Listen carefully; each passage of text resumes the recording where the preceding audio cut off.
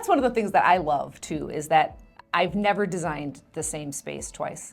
I've never designed the same bathroom, the same kitchen, the same attic space, the same basement, the same addition. It's never the same. Right. You can have two families where they both have two children about the same age and they live completely differently.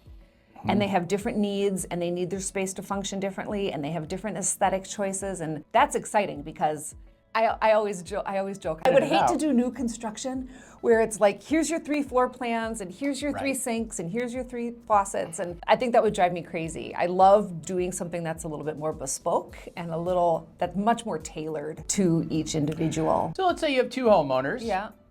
They both want kitchens. Yeah. And it's a remodeled kitchen in an existing footprint. And let's just say they're both galley kitchens. Yep.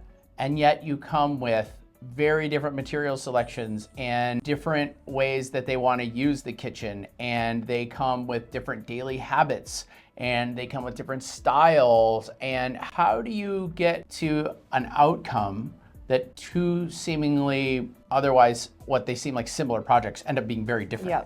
Well, the first thing, it starts with communication, right? It starts with really talking to them about how they use their space. That's the first thing that I talk about, is what are the needs that you have in your space? What is working about the way that it's laid out and what's not working? And then we talk about their different storage needs. You might have one couple or one family who they like to bake. They like to bake together. Baking needs are going to be very different than cooking needs. You might have a family who they cook from scratch. Like they grow all of their own herbs in the backyard garden and everything's from scratch. And you have another family who thinks are primarily box dinners and maybe they're just browning the hamburger. And those are 2 very different ways of cooking. So really figuring out how each individual, how each family, how each unit needs the space to function is where it starts. Yeah. And then once you get the function down, then you start to layer in the how do you want it to look. That's the part that comes in after. Because if it doesn't function the way you need it to function, it doesn't matter how good it looks. Right.